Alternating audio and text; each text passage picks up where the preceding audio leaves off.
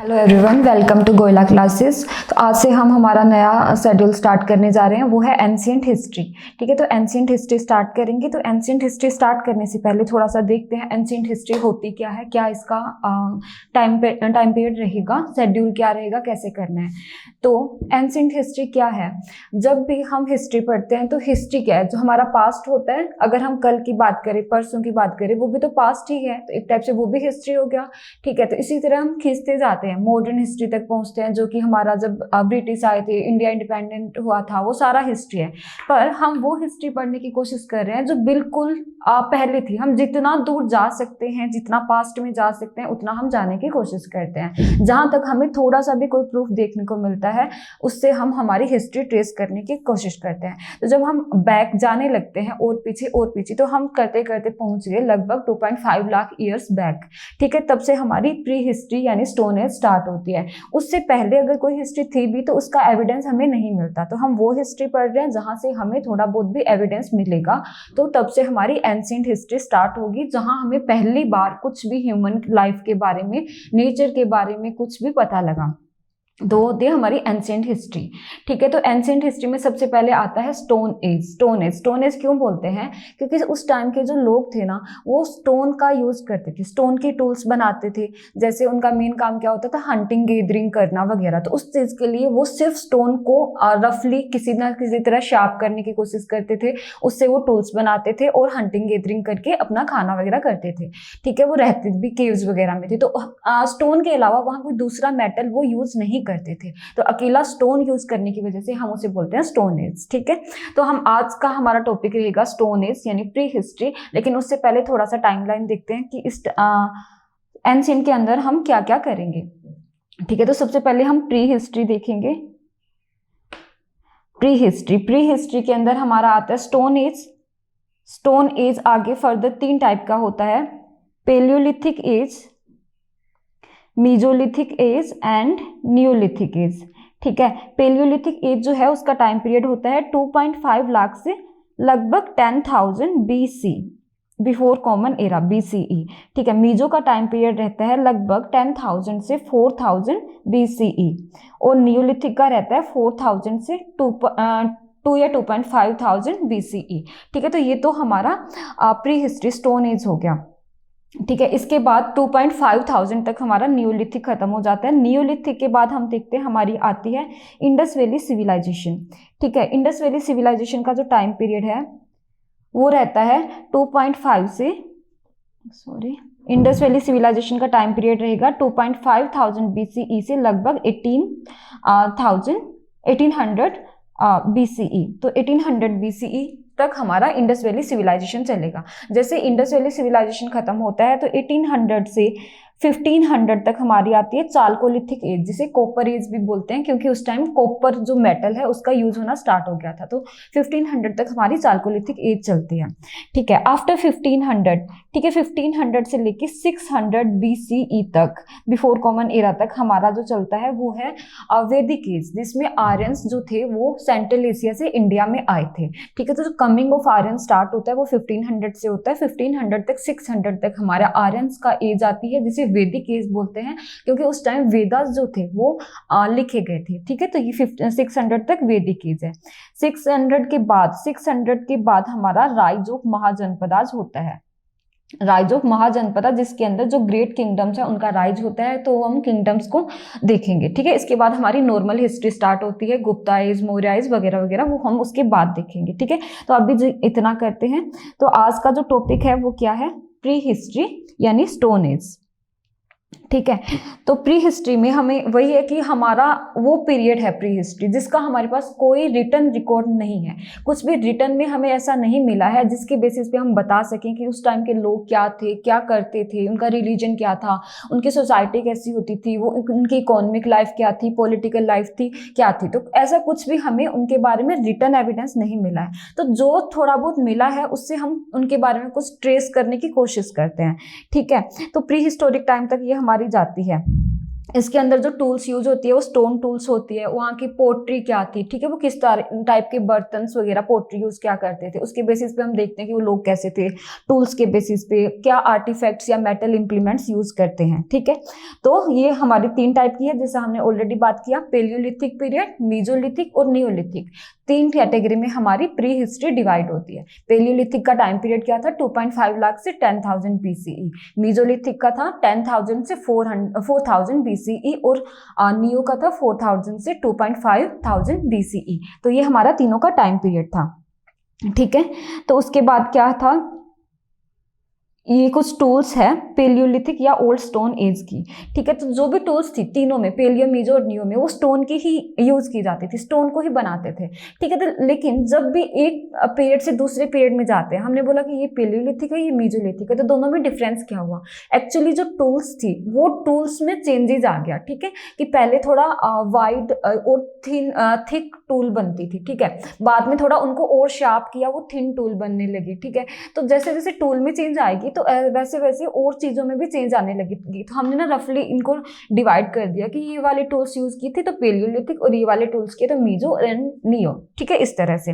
तो ये जो आप स्क्रीन पे देख रहे हो, ये कुछ पेलियोलिथिक टाइम की टूल्स है, सारी की सारी स्टोन से बनी होती है। इनका नाम, जैसे इनको blades, ब्यूरिन्स, hand axes, cleavers, choppers, ठीक है, ये कुछ नेम है जो पेलियोलिथिक टूल्स के टाइप्स है। तो आपको एग्जाम में क्वेश्चन देके पूछ सकते हैं कि, जैसे पूछ लिया कि ब्लेड्स, क्लीवर्स एंड चॉपर्स ये किस एज की टूल्स है, तो ऑप्शन में दिया होगा पेलियो, मीजो, नियो। तो आपको पता होना चाहिए कि पेलियोलिथिक टाइम की टूल्स है जो पेलियोलिथिक टाइम में यूज की जाती है, ठीक है। तो इनको स्टोन की होती थी, कैसे बनाया जाता है, जैसे आपको दिया हुआ है, रोक का टुकड़ा लेते थे, उसको हैमर से घिसने की कोशिश करते थे, शार्प करने की कोशिश करते थे जितना उनसे हो सकता था, और इसी तरह से वो अपना टूल्स बनाते थे, ठीक है। और 10,000 BC से पहले, यानी 2.5 लाख से 10,000 BC ऑलरेडी हमने बात कर ली, वही हमारा ओल्ड स्टोन एज है, यानी पेलियोलिथिक एज है। पेलियोलिथिक को ओल्ड स्टोन एज बोलते हैं, ठीक है। तो ये लगभग सभी इंडिया के सभी पार्ट्स में स्प्रेड था पेलियोलिथिक एज, ठीक है। और जो भी साइट्स होती थी मोस्टली वाटर सोर्सेज के पास लोकेटेड होती थी। तो वाटर सोर्सेज के पास क्यों लोकेटेड होती थी, जैसा हमने देखा कि इनका मेन काम होता था हंटिंग, गैदरिंग करना, ठीक है। तो हंटिंग करना, एनिमल्स को हंट करेंगे, तो देखो एनिमल जो होगा वो पानी पीने के लिए किसी ना किसी रिवर के पास तो आएगा, तो इनको ज्यादा दूर जाना नहीं पड़ता था, इसलिए ये खुद भी रिवर के पास रहते थे, ताकि जब कोई एनिमल वहां पे रिवर के किनारे पानी पीने आए तो उसको इजिली हंट कर सके। एक रीजन ये था रिवर किनारे रहने का, दूसरा इनको खुद भी तो पानी पीने के लिए जरूरत थी ना, पानी चाहिए था, तो ये इसलिए भी रिवर किनारे रहते थे, ठीक है। तो रिवर के किनारे रहते थे, रहने के लिए क्या करते थे, जो नेचुरल केव्स थी, ऑलरेडी जो केव्स बनी हुई है तो उनका यूज करते थे, केव्स के अंदर रहते थे। लेकिन ये कभी भी किसी एक जगह सेटल होके नहीं रहते थे, ठीक है। तो सेटल्ड वे ऑफ लाइफ उस टाइम नहीं था, ये लोग एक जगह से दूसरी जगह जाते रहते थे। इस टाइम फैमिली सिस्टम भी नहीं होता था, फैमिली जैसा कुछ नहीं होता था, लोगों का काम सिर्फ यही था कि हंटिंग गैदरिंग करनी है, हंटिंग करना है, खाना खाना है और आगे बढ़ जाना है, और हंटिंग की तलाश में ये घूमते रहते थे, ठीक है। तो कहीं भी कोई सेटल्ड वे ऑफ लाइफ नहीं था, कोई ऐसे सोसाइटी वगैरह कुछ नहीं होती थी जब वो सेटलमेंट ही नहीं है, ठीक है। और हंटिंग गैदरिंग मेन काम होता था। रहते कहाँ थे, केव्स में रहते थे। स्टोन टूल्स कौन सी होती थी, जो वो भी हमने देख लिया, हैंड साइज्ड और फ्लैग्ड ऑफ लार्ज पेबल्स होते थे, इनका यूज करते थे वो एनिमल्स को हंट करने के लिए, जैसे hand axes, cleavers, choppers, blades and scrapers and burin, ठीक है। तो ये जो टूल्स का नाम है ये इंपॉर्टेंट हो जाता है, तो टूल्स का नाम आपको याद रखना है। और ये जो टूल्स बनती थी स्टोन की बनती थी, लेकिन एक पर्टिकुलर टाइप का स्टोन होता था जिसे क्वाजाइट स्टोन बोलते थे, ठीक है। इसीलिए इनको क्वाजाइट मेन भी बोल देते हैं, क्योंकि क्वाजाइट का यूज करते थे, ठीक है। तो अगर क्वाजाइट मेन किसको बोलते हैं तो आपको पता होना चाहिए किसको बोलते हैं, पेलियोलिथिक एज के जो लोग होते थे उनको क्वाजाइट मैन बोला जाता है, ठीक है। उस टाइम पे फायर का इन्वेंशन नहीं हुआ था, तो फायर के बारे में इनको कोई कुछ नहीं पता था। ये हंटिंग करके जो मीट खाते थे उसको रो खाते थे, कच्चा खाते थे, ठीक है। तो बेक्ड नहीं होता था, फायर नहीं थी। उसके अलावा एग्रीकल्चर की कोई नॉलेज नहीं थी इनके लिए, सिर्फ हंटिंग करना, हंट करके मीट खाना ही अकेला सोर्स ऑफ फूड हुआ करता था, ठीक है। फिर पोट्री वगैरह की भी इनको नॉलेज नहीं थी। तो एग्रीकल्चर, फायर, पोट्री ये सब लेटर स्टेज में आते हैं, पेलियोलिथिक में ये सब कुछ नहीं हुआ करता था, ठीक है, फिर हम पेलियोलिथिक एज की तो हमने बात की, लेकिन पेलियोलिथिक एज की देखा 2.5 लाख से 10,000 BCE। अगर इसे ब्रॉडली थोड़ा और नेरो करके देखें तो इसको भी हम 3 कैटेगरी में डिवाइड कर सकते हैं, early paleolithic, middle paleolithic and upper paleolithic age, lower middle and upper paleolithic age. ठीक है, तो लोअर पेलियोलिथिक था उसका टाइम पीरियड क्या था, 2.5 लाख से 1 लाख BCE। मिडल का क्या था, 1 लाख से 40,000 BCE। ठीक है, और जो अपर पेलियोलिथिक है उसका टाइम पीरियड था 40,000 से 10,000 BCE। ठीक है, तो इसको हम इस तरह से 3 कैटेगरी में भी डिवाइड कर सकते हैं, लेकिन इन तीनों में कुछ खास डिफरेंस नहीं था और इतना इंपॉर्टेंट नहीं है, तो अगर नहीं भी होगा तो चलेगा, ब्रॉडली याद रखना कहां से कहां तक था।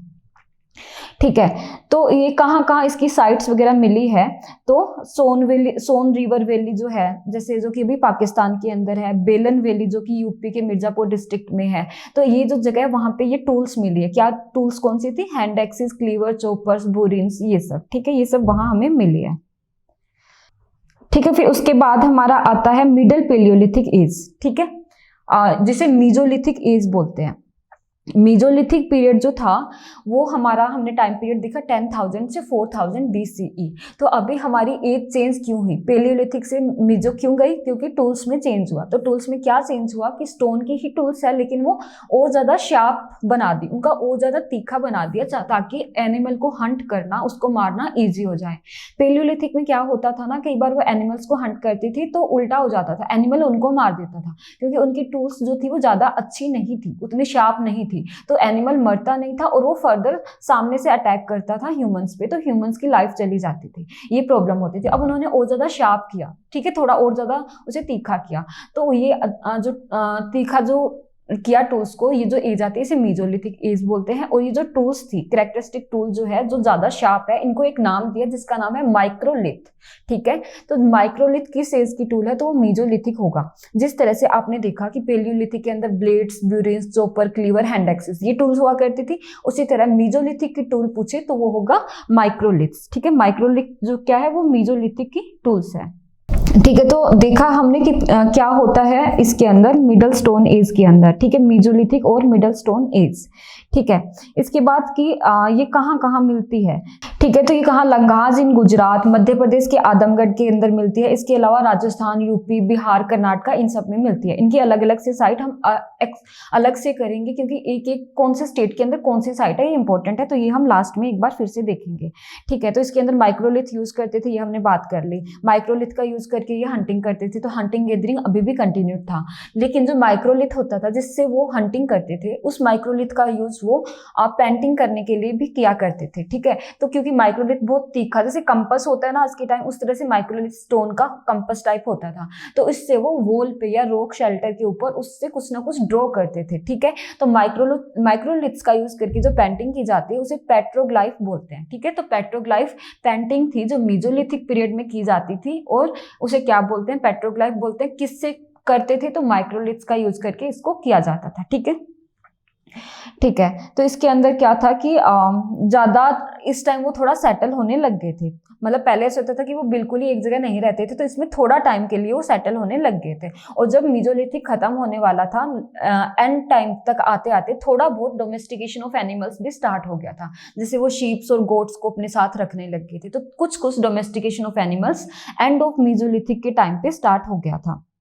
ठीक है, हॉर्टिकल्चर, प्रिमिटिव कल्टिवेशन वगैरह थोड़ा बहुत स्टार्ट हुआ था। तो ये हमारा मीजोलिथिक एज था। ठीक है, मीजोलिथिक एज के बाद हमारा नेक्स्ट आता है नियोलिथिक एज। नियोलिथिक एज जिसका टाइम पीरियड है 4,000 से 2,500 BCE। ठीक है, तो नियोलिथिक में जो मेन चेंजेस आए वो क्या थे, सबसे पहले तो टूल्स में चेंजेस आएंगे। तो टूल जो है वो अब और ज्यादा पॉलिश्ड टूल्स होने लगी थी, और ज्यादा sharp and polished tools Neolithic के अंदर देखने को मिली थी। ठीक है, इसके अलावा जो मेन इसके अंदर चेंजेस आया वो क्या हुआ कि फायर का इन्वेंशन हुआ। अभी तक फायर नहीं थी, आग का यूज नहीं किया जाता था, तो जो लोग जो भी मीट खाते थे वो कच्ची मीट होती थी, रो होता था। लेकिन अभी क्या होता था, फायर आ गई तो वो मतलब पका कर खाने लग गए थे। तो इन्वेंशन ऑफ फायर कौन सी एज में हुआ था, कौन से फेज में हुआ था, तो आंसर क्या होगा, नियोलिथिक फेज। नियोलिथिक फेज में फायर का इन्वेंशन हुआ था। ठीक है। इसके अलावा इसमें क्या था कि ह्यूमन सिविलाइजेशन स्टार्ट हो गई थी, मतलब कि जो सबसे पहला विलेज बना था, ठीक है, पहला विलेज, लोग ज्यादा सेटल होके एक साथ रहने लग गए थे तो मतलब विलेज जैसा फॉर्म होने लगा। तो जो पहला विलेज बना वो नियोलिथिक एज में बना था। और पहला विलेज था कौन सा, तो मेहरगढ़ जो है, जो कि अभी प्रेजेंट डे पाकिस्तान के अंदर है, वो पहला विलेज था। ठीक है, दुनिया का पहला विलेज था, एंशिएंट हिस्ट्री का पहला विलेज था प्री हिस्ट्री में, जो कि मेहरगढ़ है। और वो कौन सी फेज का विलेज है, तो वो नियोलिथिक फेज का है। ठीक है, उसके अंदर देखने को मिलता है। ठीक है, इसके अलावा एग्रीकल्चर स्टार्ट हो गया था, डोमेस्टिकेशन ऑफ एनिमल्स बहुत ज्यादा वाइड स्केल पे स्टार्ट हो गया था। वैसे तो डोमेस्टिकेशन ऑफ एनिमल आपने देखा मेसोलिथिक के एंड में ही स्टार्ट हो गया था, लेकिन यहाँ पे ज्यादा हो गया था।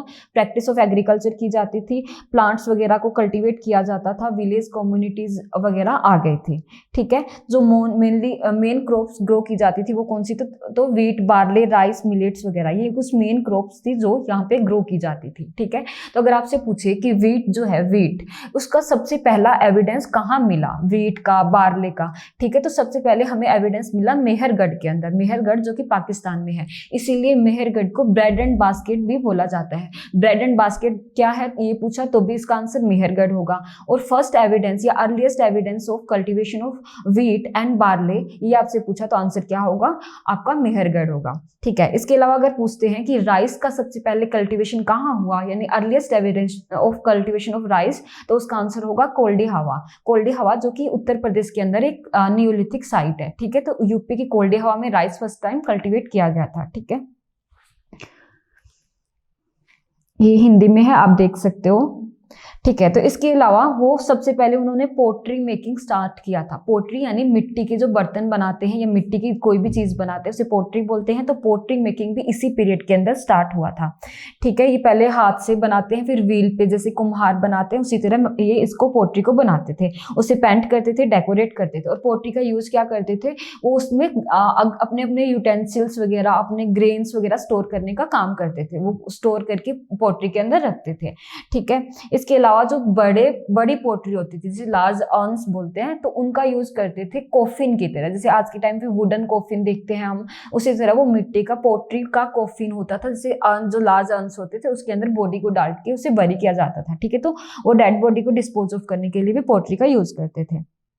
ठीक है, तो अब पोलिश टूल्स थी, उनका यूज करते थे हंटिंग के लिए भी और ट्रीज वगैरह को काटने के लिए भी। ठीक है, तो अब न्यूलिथिक रिमेन्स कहाँ मिलते हैं, तो अलग अलग साइट में, जैसे कश्मीर के अंदर बुरजाहोम और गुफकरल है, बिहार के अंदर चिरंद है। ठीक है, इसी तरह अलग अलग आपको देखने को मिलती है, पय्यमपल्ली तमिलनाडु में वगैरह। तो इसकी मेन इंपॉर्टेंट जो न्यूलिथिक साइट्स है वो देखते हैं। मेहरगढ़ जो पाकिस्तान में, जो अभी हमने बात की, जैसे ब्रेड एंड बास्केट बोलते हैं, यहाँ पे first evidence of wheat and barley मिला है। इसके अलावा जो शीप एंड गोट रियरिंग, इसका भी जो पहला एविडेंस है वो भी हमें मेहरगढ़ से ही मिला है। ठीक है, दूसरा न्यूलिथिक का एग्जाम्पल है बुरजाहोम। ये जो बुरजाहोम साइट है ये जम्मू कश्मीर के अंदर है। यहाँ पे बोन इम्प्लीमेंट्स, बोन्स जो होती है एनिमल बोन्स, उससे टूल्स या इम्प्लीमेंट्स बनाई जाती थी, उसका एविडेंस हमें जम्मू कश्मीर के बुरजाहोम से मिला है। थर्ड है हमारा कोल्डी हवा, जो कि उत्तर प्रदेश के अंदर है। कोल्डी हवा के अंदर हमने देखा हमारा जो फर्स्ट या earliest evidence of rice cultivation है वो हमें कोल्डी हवा से मिला है। नेक्स्ट हल्लूर एंड हफलू, ये दोनों कर्नाटका के अंदर है, ये भी न्यूलिथिक साइट्स है। नेक्स्ट है चिरंद, ये बिहार के अंदर है। ठीक है, न्यूलिथिक साइट। और लास्ट है महागारा, उत्तर प्रदेश के अंदर। तो ये कुछ इंपॉर्टेंट न्यूलिथिक साइट्स है। इसके अलावा साइट्स तो और भी है, ठीक है, लेकिन हमारा यहाँ तक मोस्टली खत्म होता है प्री हिस्ट्री साइट्स। ठीक है, इतनी साइट्स से आप इजीली एलिमिनेट कर सकते हो, तो सभी याद रखना जरूरी नहीं है, लेकिन कुछ कुछ जो यहाँ लिखी गई है वो इंपॉर्टेंट साइट्स है। पेलियो, मिजो और नियोलिथिक, तीनों की याद करना बहुत जरूरी है। ठीक है, तो ये तीनों स्टोन एज थी, क्योंकि जो टूल्स थी वो स्टोन की यूज किया जाती थी। अगर मैं एक बार फिर से रिवाइज कराऊं आपको, तो पेलियोलिथिक में क्या करते थे, वो हंटिंग गैदरिंग का यूज करते थे, हंटिंग गैदरिंग करते थे। ठीक है, टूल्स कौन सी थी, तो ब्लेड्स, ब्यूरेंस, चॉपर, क्लीवर्स और हैंड एक्सेस। ठीक है, रहते कहाँ थे, तो नेचुरल केव्स थी, खुद नहीं बनाते थे, जो नेचुरली केव्स बनी होती थी उसमें रह लेते थे। ठीक है, तो ये था हमारा पेलियोलिथिक। फिर आता है मीजोलिथिक, इसके अंदर जो टूल्स थी उसका नाम था माइक्रोलिथ। इसके एंड तक जाते जाते डोमेस्टिकेशन ऑफ एनिमल्स भी स्टार्ट हो गया था। ठीक है, और नेक्स्ट आता है नियोलिथिक। नियोलिथिक के अंदर था फायर का इन्वेंशन हुआ, पहला विलेज मेहरगढ़ इसके अंदर आया। ठीक है, पोट्री का इन्वेंशन इसी के टाइम पे हुआ। तो ये हमारा तीनों साइट्स हो गई है। ठीक है, इसके अलावा हमारा आज का टॉपिक खत्म होता है। ठीक है। इसके अलावा मैं बताना चाहूँगी कि गोयला क्लासेस जो है वो आपके लिए प्रीलिम्स एचसीएस प्रीलिम्स के लिए क्रैश कोर्स लेके आया, जिसको आप ज्वाइन कर सकते हो। इसके अंदर आपको होलिस्टिकली पूरा सब्जेक्ट, ना केवल हिस्ट्री बल्कि सारे सब्जेक्ट्स या सारा सिलेबस कवर कराया जाएगा, जिससे आप इजीली अपना सिलेबस कवर कर सकते हो और प्रीलिम्स जो है वो क्लियर कर सकते हो। तो उसको करने के लिए आप स्क्रीन पे दिए गए नंबर पे कॉल कर सकते हो, यहाँ से आप हमारा कोर्स सक्सेस कर सकते हो। इसके अलावा हमने एक गोयला क्लासेस ने एक हरियाणा एचसीएस 2024 टेस्ट सीरीज भी लॉन्च की है, जिसके अंदर आपको टेस्ट सीरीज दी जाएगी, जिसके अंदर जो क्वेश्चंस है वो कंप्लीटली एचसीएस के सिलेबस के ऊपर या उसके पास्ट ईयर पैटर्न्स के ऊपर बेस्ड होगा। ठीक है, तो आप उसमें भी इनरोल कर सकते हो। ये हमारी ऐप है, जिसे आप प्ले स्टोर से जाके डाउनलोड कर सकते हो। बाकी इन्फॉर्मेशन के लिए आप स्क्रीन पे दिए गए नंबर पे कॉन्टैक्ट कर सकते हो। ये टेलीग्राम चैनल है, जिसे आप ज्वाइन कर सकते हो। कोई भी न्यू इन्फॉर्मेशन आपको मिलती है या जो भी पीपीटी है वो यहाँ शेयर की जाती है, तो आप यहाँ ज्वाइन कर सकते हो। Thank you.